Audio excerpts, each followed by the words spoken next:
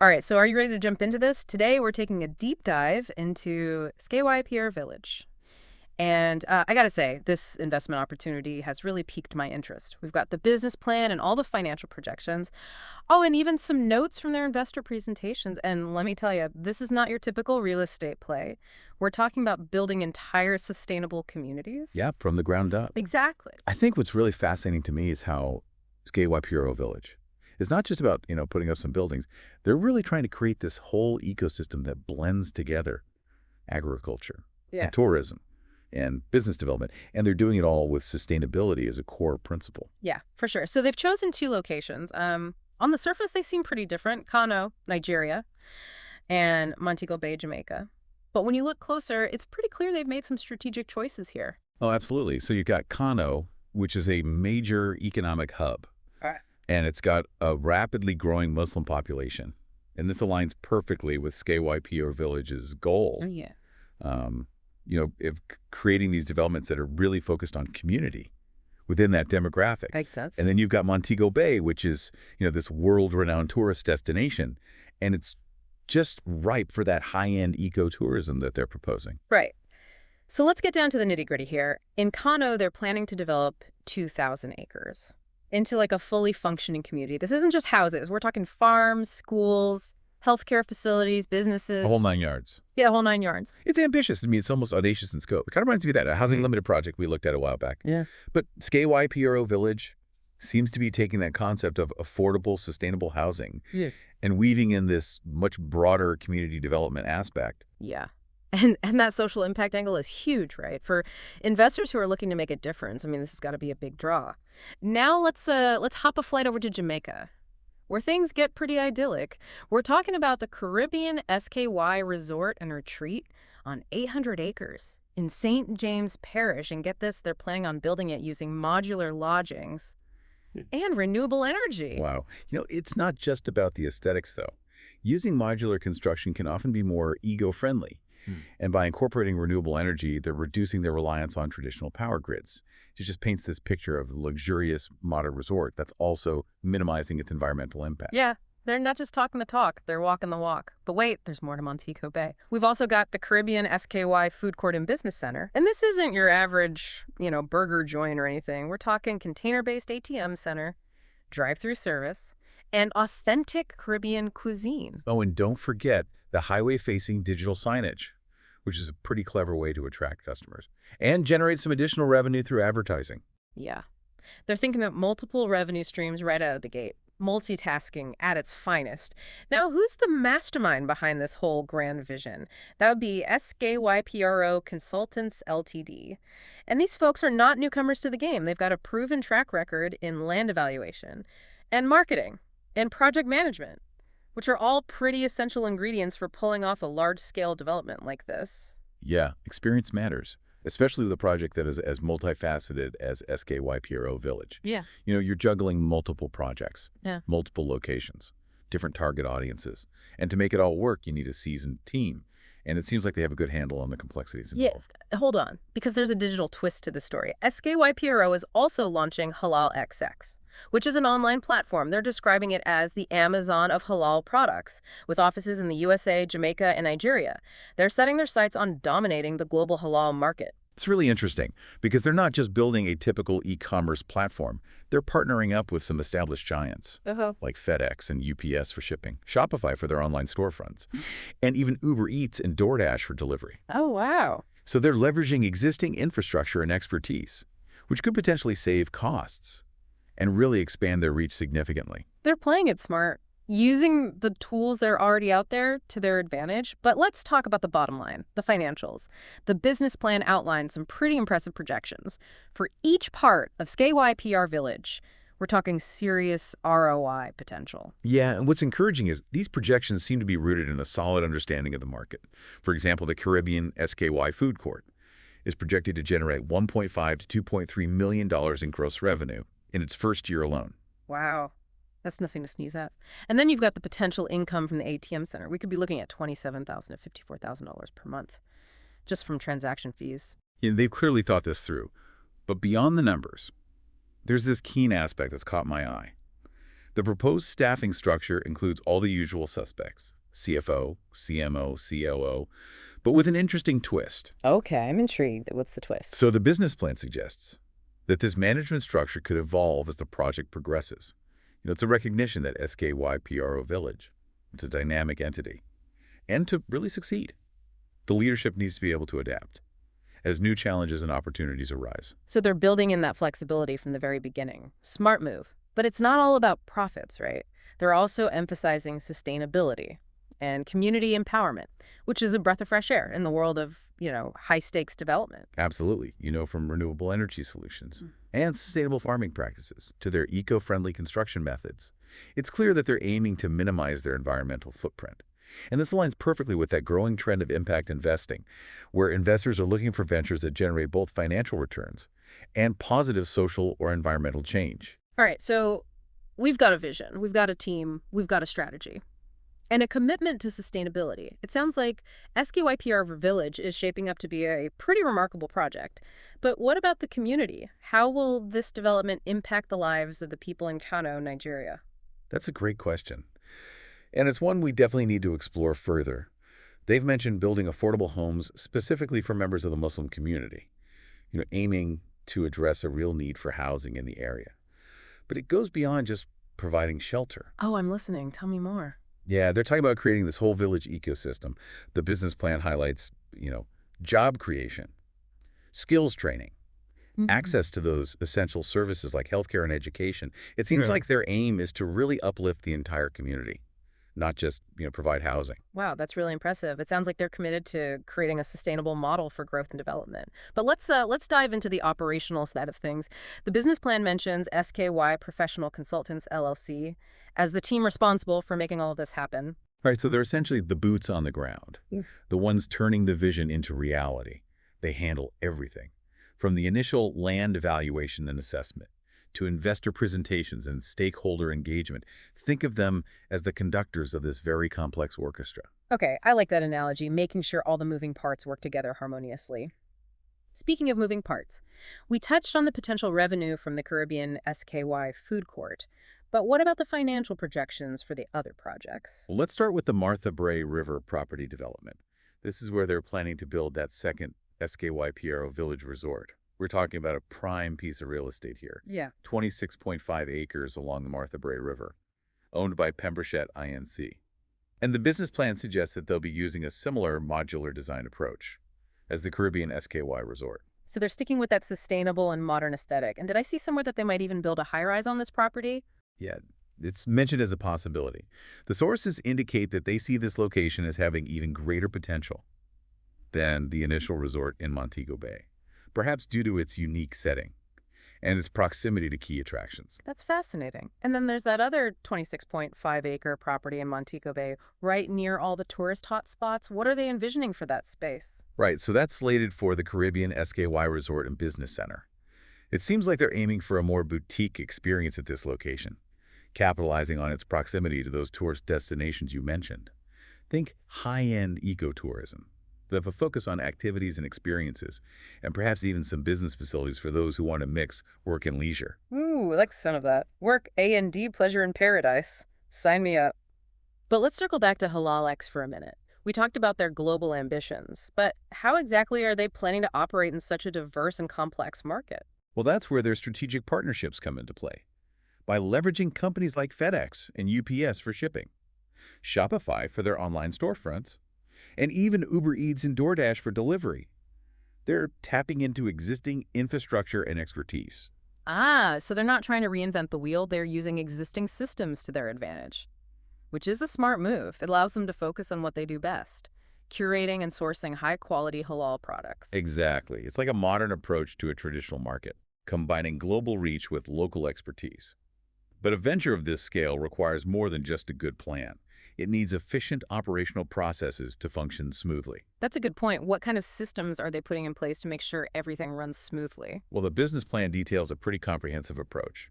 For the resorts, they're looking at property management systems to handle bookings, guest services, even things like maintenance requests. This helps streamline operations and helps ensure a consistent experience for guests. That makes sense. But what about the farm in Kano? I imagine that requires a whole different set of processes. Oh, absolutely. They're talking about implementing sustainable farming practices, which involve everything from organic pest control to water conservation techniques.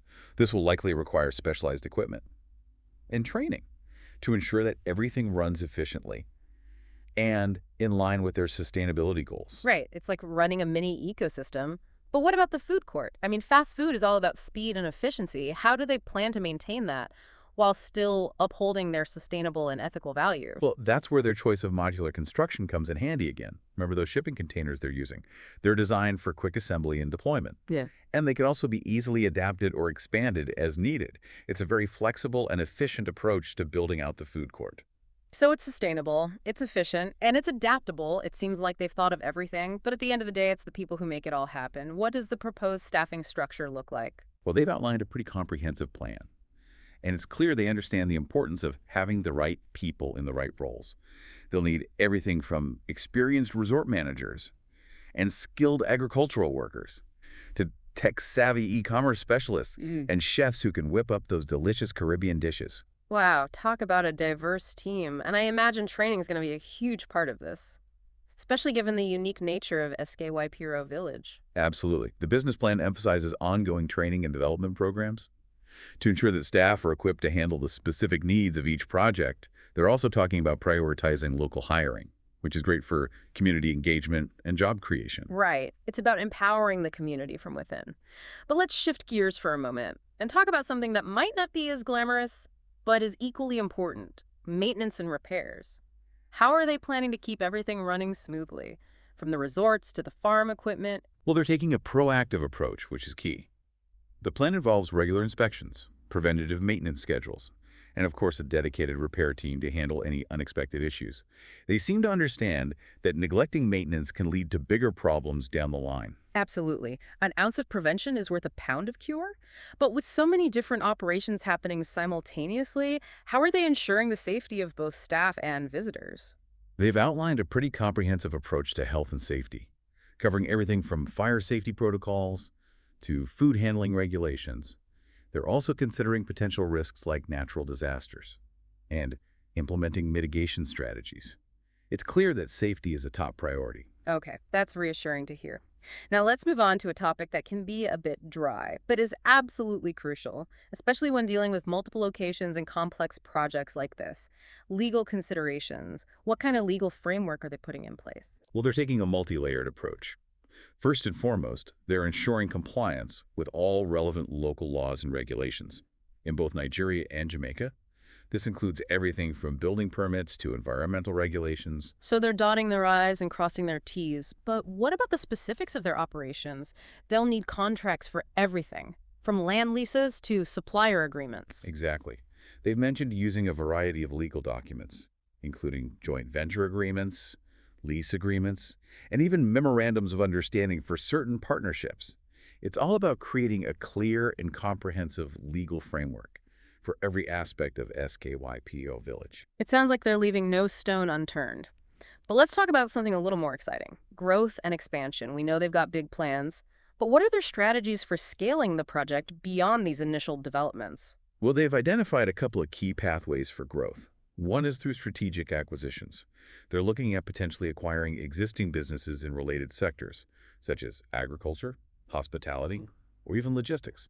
So leveraging the success of others to expand their own reach? That's a classic growth strategy. But what's the other path they're exploring? So this one is a bit more ambitious. They're actually considering the possibility of an IPO, an initial public offering.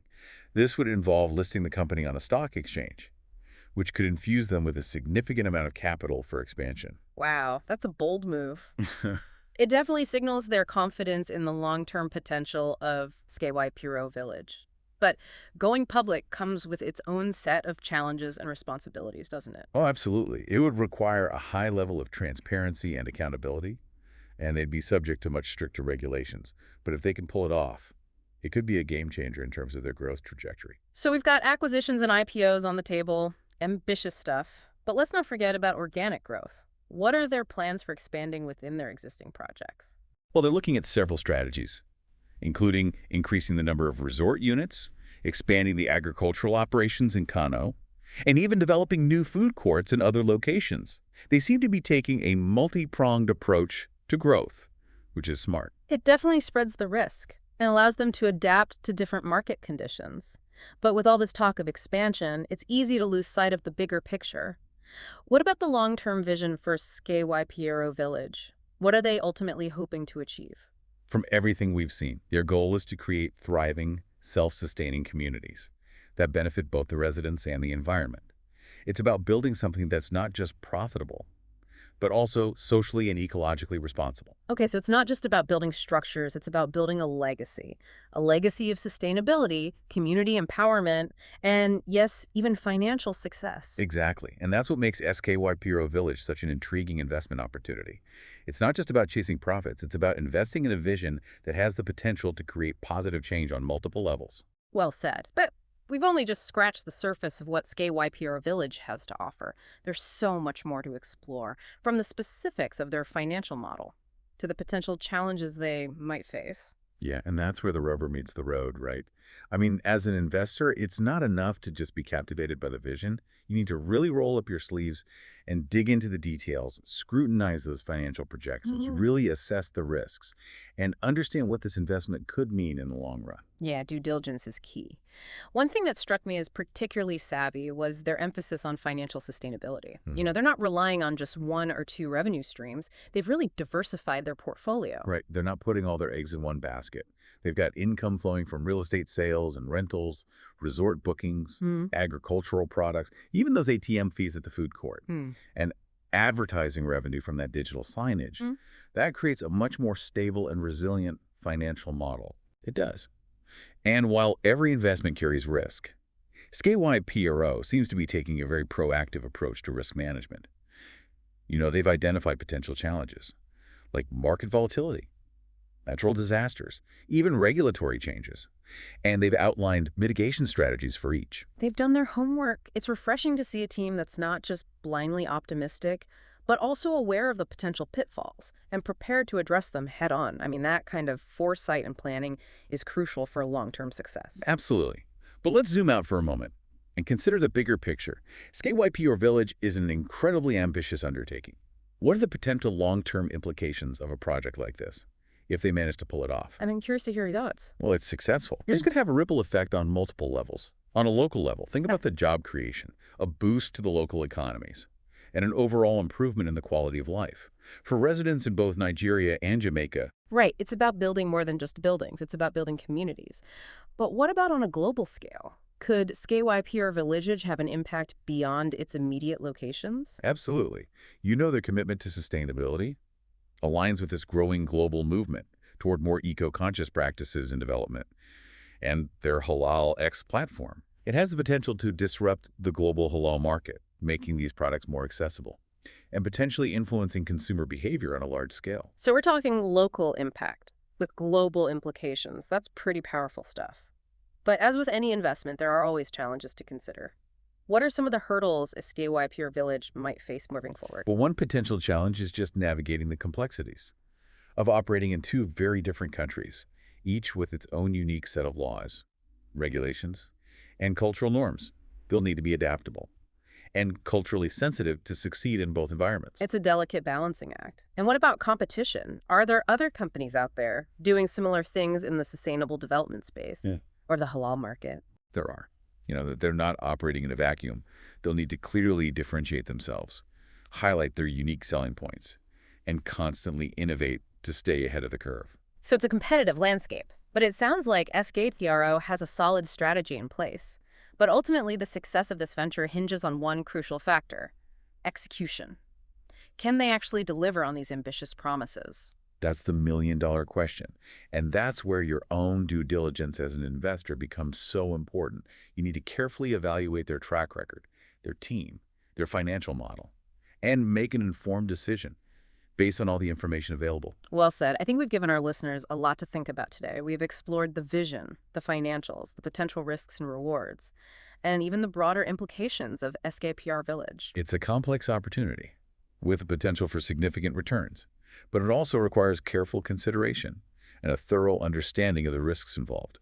Ultimately, the decision is yours. And on that note, we'll wrap up our deep dive into SKYPRO Village. Thanks for joining us. Remember, every investment decision is a personal one. Do your research, weigh the pros and cons, and most importantly, trust your gut. Until next time. And if Dr. Hamdi's incredible journey has sparked a fire in you to share your own story, we'd love to hear from you. Remember, the journey of learning and growth is best shared. Don't forget to subscribe and share this deep dive with your network. Thanks for joining us on the Deep Dive, produced by Takewind Studio. Until next time, keep exploring, keep learning, and keep diving deep.